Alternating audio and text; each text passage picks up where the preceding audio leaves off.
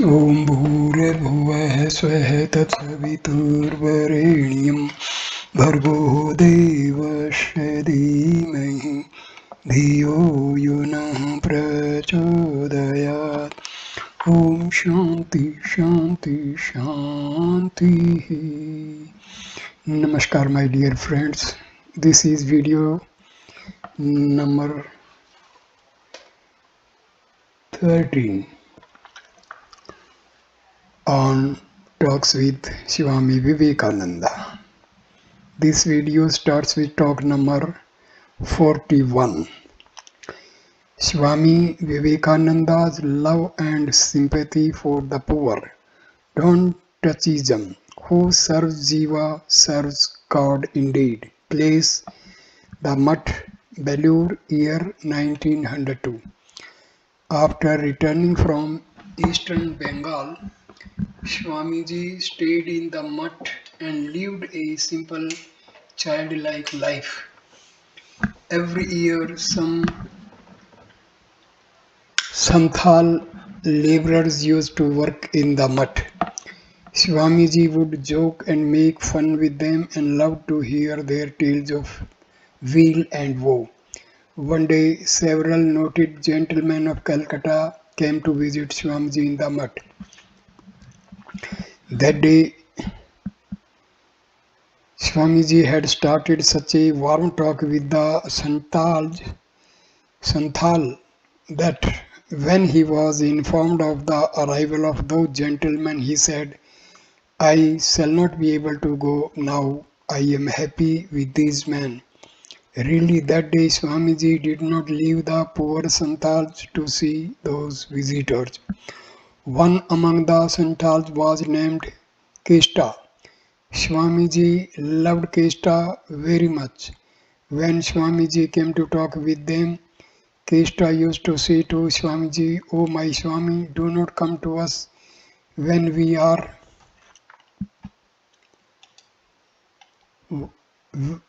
working, for while talking with you our work stops and the supervising Swami rebukes us afterwards." Swamiji would be touched by these words and say, No, he will not say anything. Tell me a little about your part of the country. Saying which he used to introduce the topic of their worldly affairs.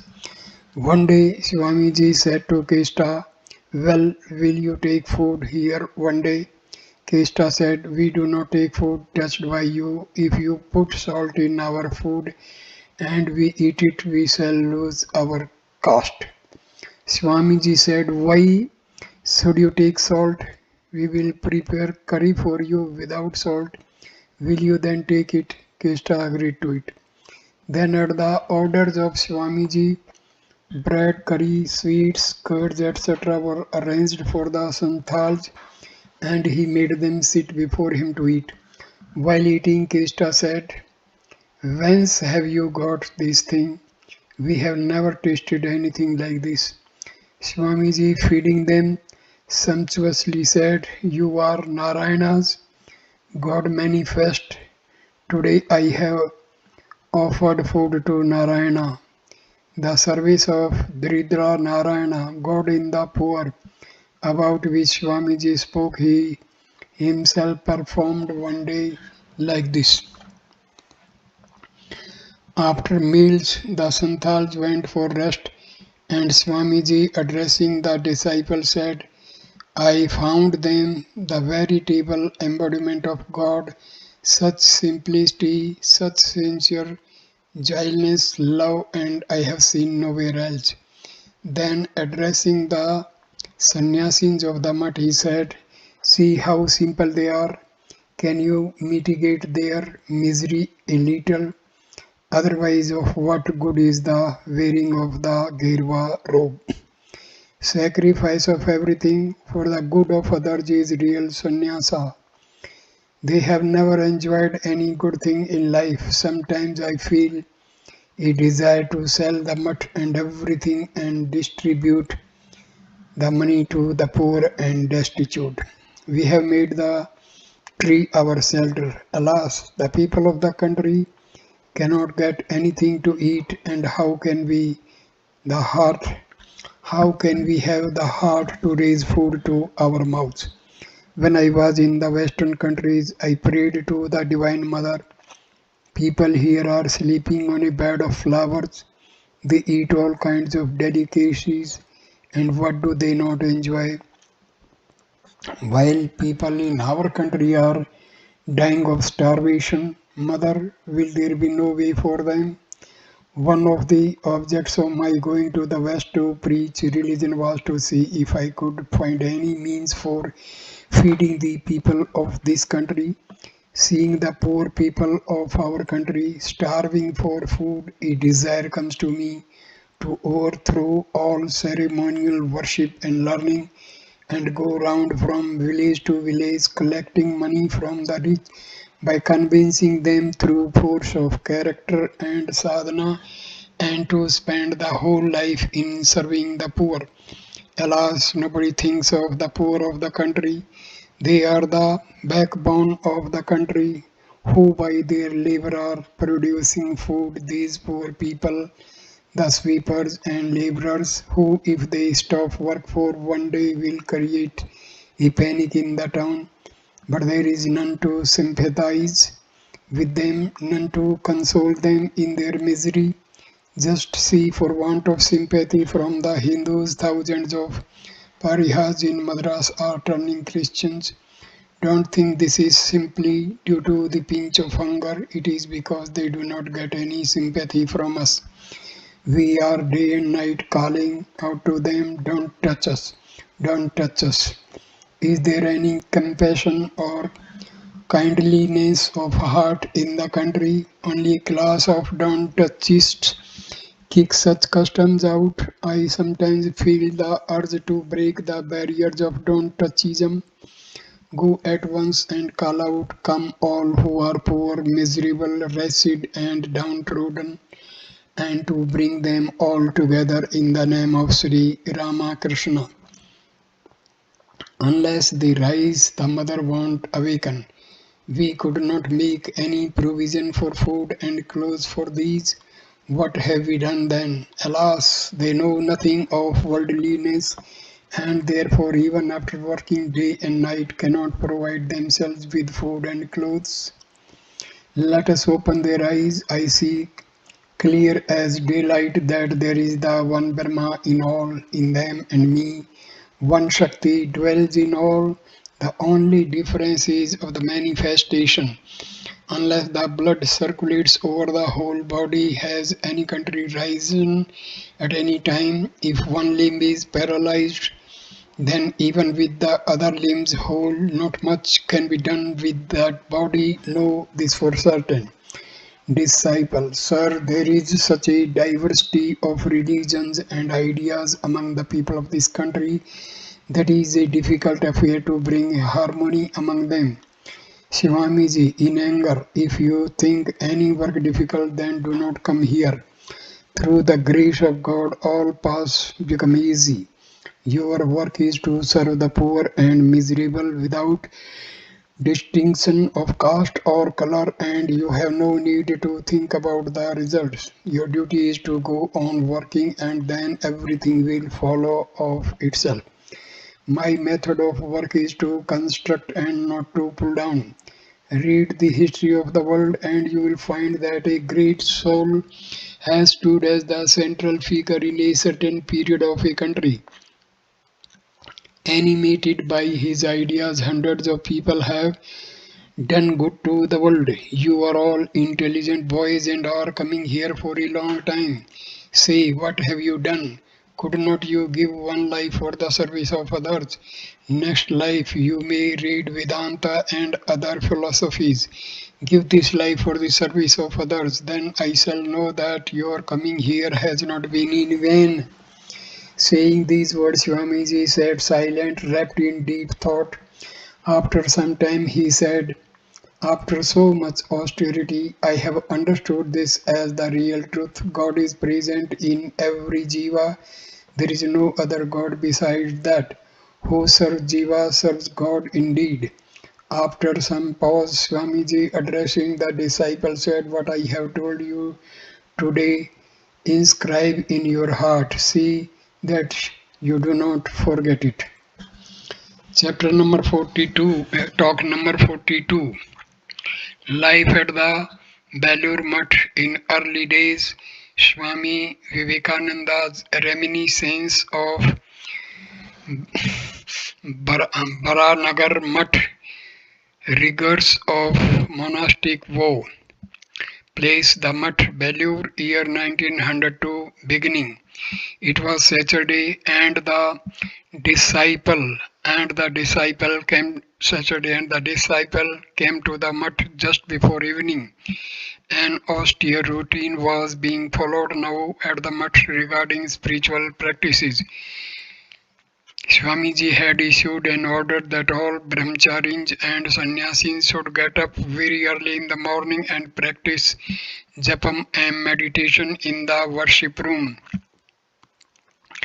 Swamiji was having little sleeping during these days and would rise from bed at 3 in the morning. On the disciple saluting Swamiji just after his appearance at the mutt, he said, "Well, see how they are practicing religious exercises here nowadays.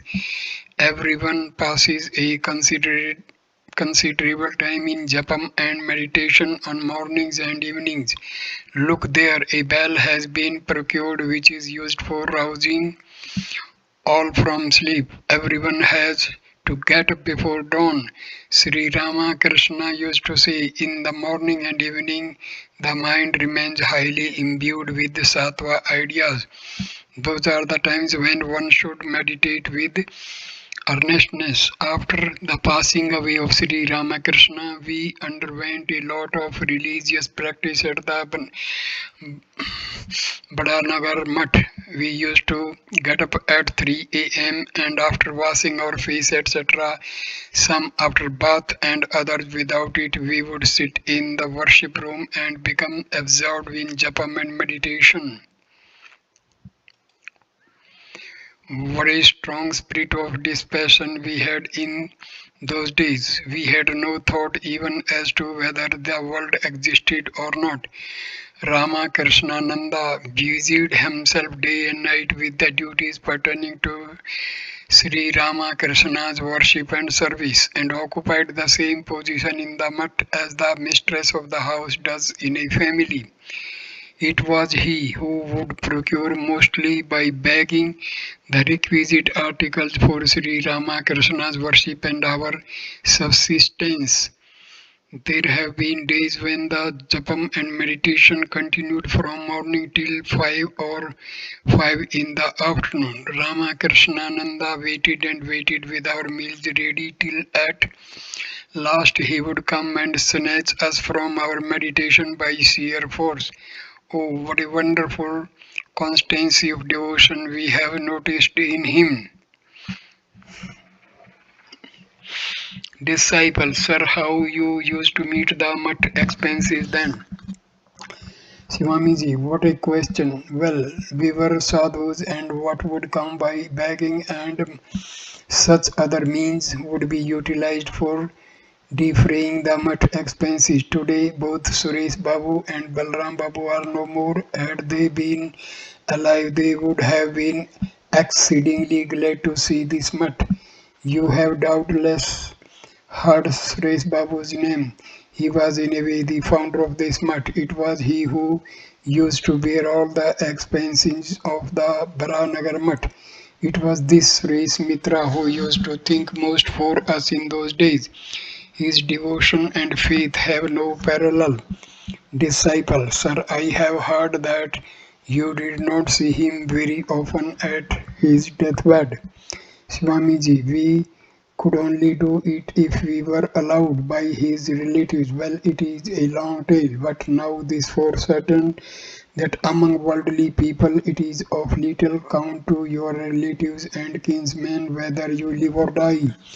If you succeed in leaving some property, you will find even in your lifetime that there has been set up a brawl over it in your household. You will have no one to console you in your deathbed, not even your wife and sons. Such is the way of the world.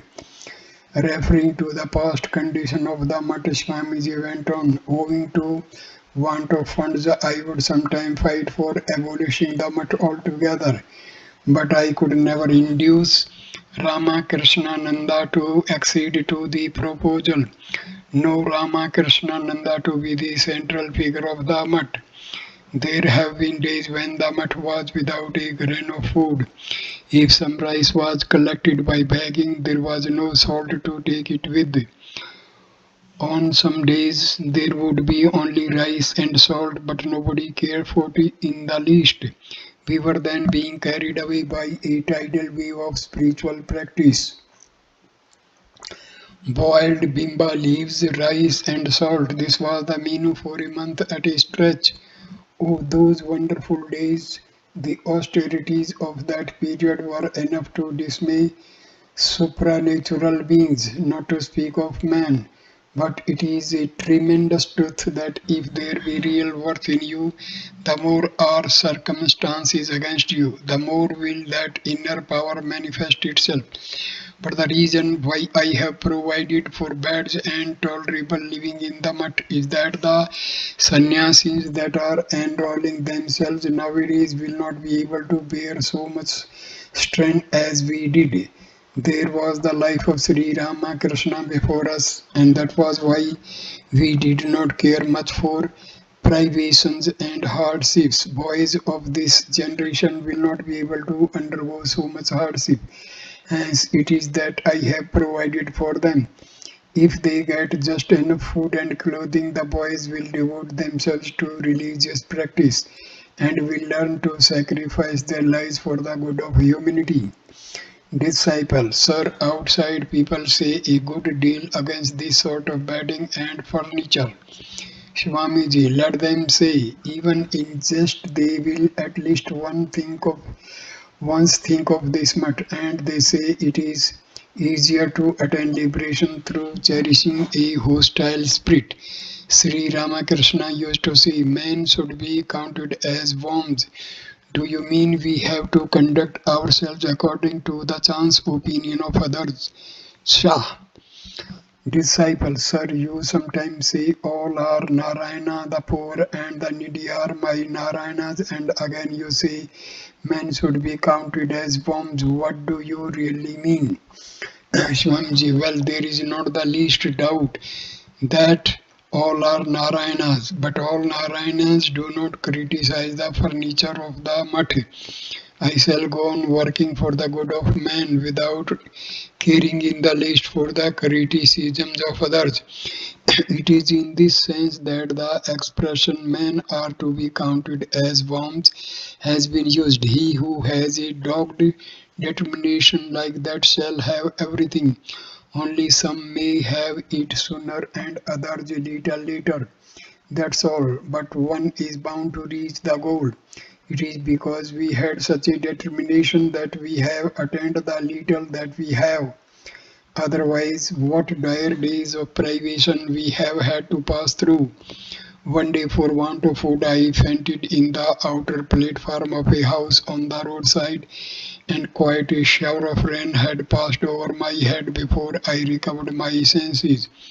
Another day I had to do odd jobs in Calcutta for the whole day without food and had my meal on my return to the Mutt at 10 or 11 in the night, and these were not solitary instances. Saying these words, Swamiji sat for a while pursuing some train of thought, then he resumed. Real monasticism is not easy to attain.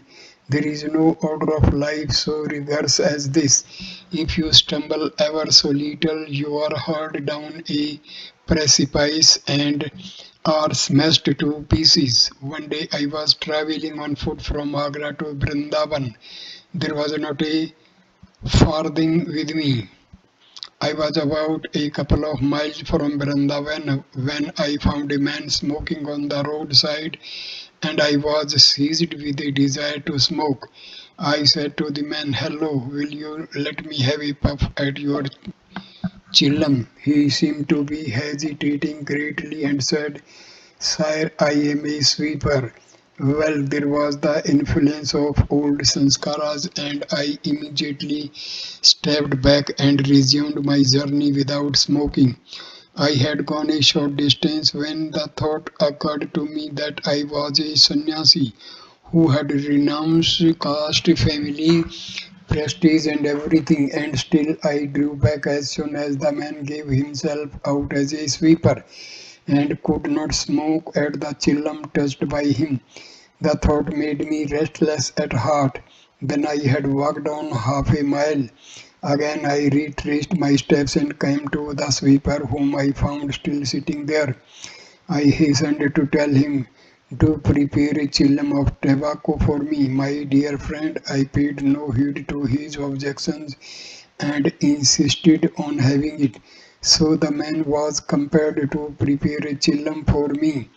Then I gladly had a puff at it and proceeded to Vrindavan. When one has embraced the monastic life, one has to test whether one has gone beyond the prestige of caste and birth, etc. It is so difficult to observe the monastic vow in right earnest. There must not be the slightest divergence between one's words and actions. Disciple, sirs, you sometimes hold before us the householder's ideals and sometimes the ideal of sannyasi. Which one are we to adopt, Swamiji? Well, go on listening to all. Then stick to that one which appeals to you. Grip it hard like a bulldog. Swamiji came downstairs accompanied by the disciple while speaking these words and began to pace to and fro, uttering now and then the name of Shiva or humming a song on the Divine Mother, such as "Who knows how diversely thou playest, O Mother, thou flowing stream of nectar," and so on. Talk number 43 on meditation, how to awake the Kundalini.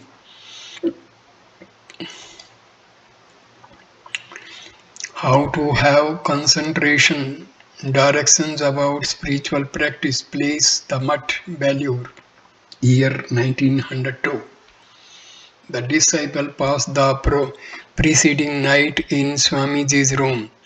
At 4 a.m., Swamiji roused him and said, "Go and knock up the sadhus and brahmacharis from sleep with a bell." In pursuance of the order, the disciple rang the bell near the sadhus who slept.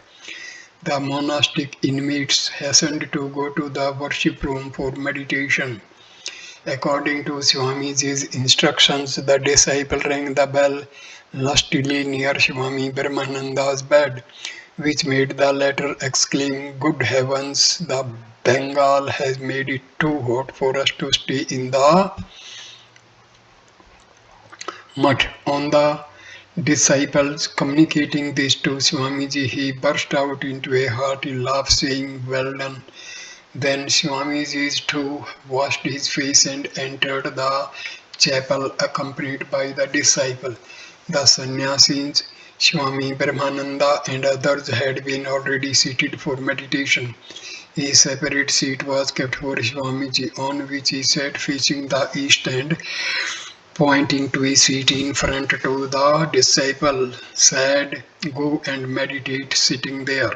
Shortly after taking his seat, Swamiji became perfectly calm and motionless like a statue, and his breathing became very slow. Everyone else kept his seat.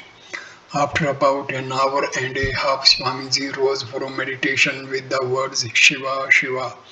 His eyes were flushed, the expression placid, calm, and grave. Bowing before Sri Ramakrishna, he came downstairs and paced on the courtyard of the mutt. After a while, he said to the disciple, Do you see how the sadhus are practicing meditation, etc. nowadays? When the meditation is deep, one sees many wonderful things. While meditating at the Brahnagar Mutt, one day I saw the Navs Ida and Pingla. One can see them with a little effort. Then, when one has a vision of the Susumna, one can see anything one likes. If a man has unflinching devotion to the Guru, spiritual practices, meditation and japam, etc., come quite naturally. One need not struggle for them. The Guru is Brahma, the Guru is Vishnu, and the Guru is Shiva himself. Then the disciple prepared tobacco for Swamiji, and when he returned with it, Swamiji spoke as he puffed at it. Within Within there is the line, the eternally pure, illumined and ever-free Atma, and directly one realizes him through meditation and concentration. This world of Maya vanishes. He is equally present in all, and the more one practices, the quicker does the Kundalini, the coiled up power, awaken in him. When this power reaches the head, one's vision is unobstructed. One realizes the Atma. Disciple. Sir, I have only read of these things in the scriptures, but nothing has been realized as yet. Swamiji, Kalinatmani Vindati. It is bound to come in time, but some attain this early and others are a little late. One must stick to it, determined never to let it go. This is true manliness. You must keep the mind fixed on one object like an unbroken stream of oil. The ordinary man's mind is scattered on different objects, and at the time of meditation too, the mind is at first apt to wander. But let any desire, whatever arise in the mind, you must sit calmly and watch what sort of ideas are coming. By continuing to watch in that way, the mind becomes calm and there are no more thought waves in it. These waves represent the thought activity of the mind. These things that you have previously thought too deeply have transformed themselves into a subconscious current, and therefore these come up in the mind in meditation. The rise of these waves or thoughts during meditation is an evidence that your mind is tending towards concentration. Sometimes the mind is concentrated on a set of ideas. This is called meditation with vikalpas or oscillation. But when the mind becomes almost free from all activities, it melts in the inner self, which is the essence of infinite knowledge, one and itself its own sport. This is what is called Nirvikalpa Samadhi, free from all activities. In Sri Ramakrishna, we have again and again noticed both these forms of Samadhi. He had not to struggle to get these states. They came to him spontaneously, then and there. It was a wonderful phenomenon. It was by seeing him that we could rightly understand these things. Meditate every day alone, everything will open up of itself. Now the Divine Mother, the embodiment of illumination, is sleeping within. Hence, you do not understand this. She is the Kundalini. When before meditating, you proceed to purify the nerves, you must mentally strike hard on the Kundalini in the Muladhara, sacral plexus, and repeat, "Arise, Mother, arise." One must practice these slowly during meditation. Suppress the emotional side altogether. This is a great source of danger. Those that are very emotional have no doubt their kundalini rushing quickly upwards, but it is as quick to come down as to go up. And when it does come down, it leaves the devotee in a state of utter ruin. It is for this reason that kirtans and other auxiliaries to emotional development have a great drawback. It is true that by dancing and jumping, etc., through a momentary impulse, that power is made to course upwards, but it is never enduring. On the contrary, when it traces back its course, it rouses violent lust in the individual. Listening to my lectures in America, through temporary excitement, many among the audience used to get into an ecstatic state, and some would even become motionless like statues. But on inquiry, I afterward found that many of them had an excess of the carnal instinct immediately after that state. But these happens but this happens simply owing to a lack of steady practice in meditation and concentration. Disciples, sir, in no scripture have I ever read these secrets of spiritual practice. Today I have heard quite new thing. Swamiji, do you think the scriptures contain all the secrets of spiritual practice? These are being handed down secretly through a succession of gurus and disciples. Practice meditation and concentration with the utmost care. Place fragrant flowers in front and burn incense. At the outset, take such external help as will make the mind pure. As you repeat the name of your Guru and each term say, peace be to all creatures and the universe. First send impulses of these good wishes to the north, south, east, west, above, below, in all directions, and then sit down to meditate. One has to do like this during the early stages. Then sitting still, you may face in any direction. Meditate in the way I have taught you while initiating. Don't leave out a single day. If you have too much pressing work, go through these spiritual exercises for at least a quarter of an hour. Can you reach the goal without a steadfast devotion, my son? Now Swamiji went upstairs, and as he did so, he said, you people will have your spiritual insight opened without much trouble. When you have chanced to come here, well, you have liberation and all under your thumb. Now, besides practicing meditation, etc., set yourselves heart and soul to remove to a certain extent the miseries of the world, so full of ways. Through hard austerities, I have almost ruined this body. There is hardly any energy left in this pack of bones and flesh. You set yourself to work now and let me rest a while.